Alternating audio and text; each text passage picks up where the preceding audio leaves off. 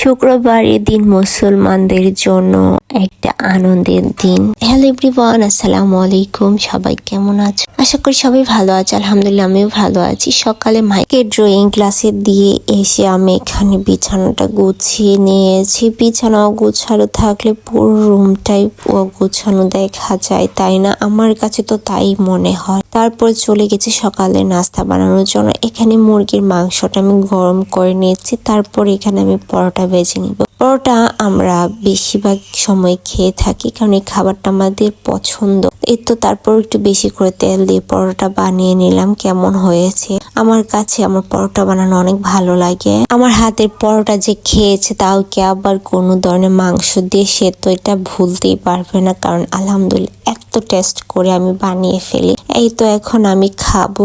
খাওয়া দাওয়া শেষ করতে দেখি মাহিদকে নিয়ে আসতে হবে, সময় হয়ে গিয়েছে। তারপর আমি হেঁটে যাচ্ছিলাম। এদিক দিয়ে একটা টিনের দোতলা বাড়ি পড়ে। এখনো যে কিশোরগঞ্জ টিনের দোতলা বাড়ি আছে, এটা না দেখলে কেউ বিশ্বাসই করবে না, তাই না? টিনের দোতলা বাড়ি আমার কাছে ভালো লাগে, তাই একটু ভিডিও করে নিয়েছি। তারপর আমি চলে গিয়েছি কিশোরগঞ্জ শিল্পকলাতে মাহিদকে নিয়ে আসার জন্য। আপনারা যারা কিশোরগঞ্জ থাকেন, চাইলে আপনাদের সন্তানকে এখানে ভর্তি করাতে পারেন। 1 বছরের জন্য মাত্র 1250 টাকা, কম টাকায় ভর্তি করাতে পারবেন। আর এখানে অনেক ভালো ভালো টিচার দ্বারা ছবি আঁকানো শেখানো হয়, গান, নাচ, তবলা, সেতার, যা আপনাদের ইচ্ছে তাই শেখাতে পারবেন। তো আপনারা এই অফারটা অবশ্যই মিস করবেন না। মাহিদের যে ড্রয়িং ক্লাসে স্যার, তিনি বাচ্চাদের সাথে অনেক সুন্দর আচরণ করেন এবং বাচ্চাদেরকে তাদের ছবিগুলো ত্রুটি যে থাকে এটা সুন্দরভাবে ধরিয়ে দেন।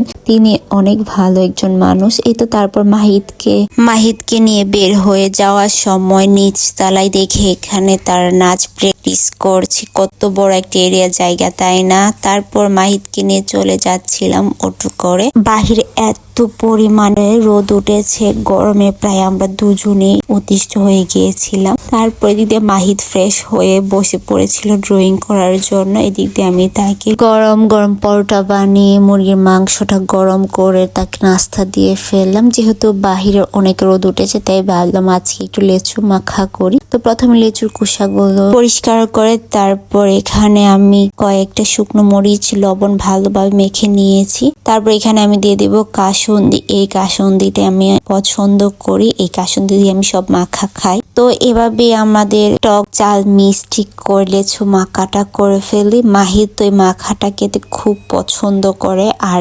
বানাতেও এত কঠিন কিছু নয়। তাই তো দেখো কত সুন্দর করে লেচু মাখা করে ফেলেছি।